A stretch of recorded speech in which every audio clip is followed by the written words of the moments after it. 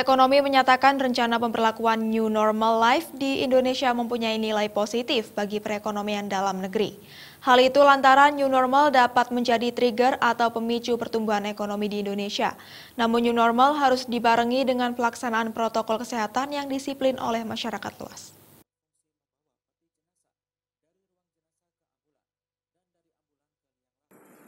Pandemi COVID-19 telah memukul perekonomian di Indonesia bahkan dunia.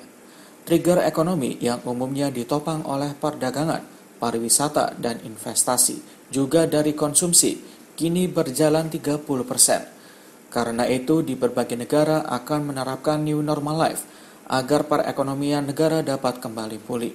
Hal tersebut juga akan diterapkan di Indonesia, dan kini wacananya banyak diperbincangkan oleh masyarakat, meskipun tidak sedikit yang menuai pro dan kontra. Pengamat ekonomi Jamhadi mengatakan, penerapan new normal dapat menjadi trigger atau pemicu pertumbuhan ekonomi di negeri ini jika semua pihak disiplin menerapkan sesuai dengan protokol kesehatan, seperti tetap memakai masker di tempat umum dan melakukan physical distancing. Sementara itu, berbagai solusi kebijakan yang perlu dilakukan agar ekonomi tetap tumbuh dan berkembang saat masa pemulihan, di antaranya kolaborasi model baru oleh pengusaha besar, menengah, dan UMKM dengan akademisi lebih ditingkatkan dalam proses industrialisasi, mulai tahap ide desain dan implementasinya.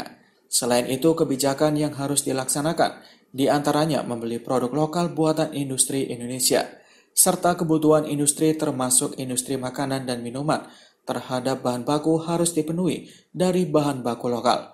Berikutnya, memanfaatkan digital ekonomi, terutama unicorn di Indonesia yang turut mendukung digital ekonomi, termasuk delivery system. Bahkan dukungan kebijakan pemerintah terhadap sektor UMKM perlu ditingkatkan.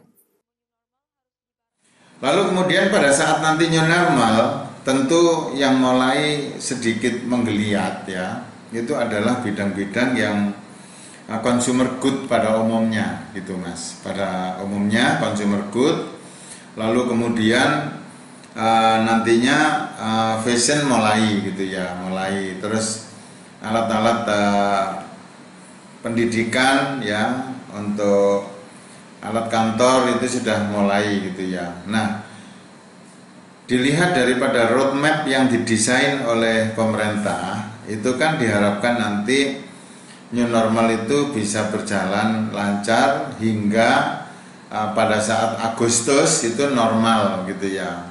Normal dalam pengertian new normal. Jamhadi yang juga menjabat Ketua Kadin Internasional Perwakilan Indonesia mengatakan, sektor medis dan industri pertanian harus lebih digiatkan. Perusahaan-perusahaan harus menyiapkan rencana bisnis jangka pendek hingga jangka panjang agar perekonomian dalam negeri kembali stabil. Agung Dharma, Surabaya TV.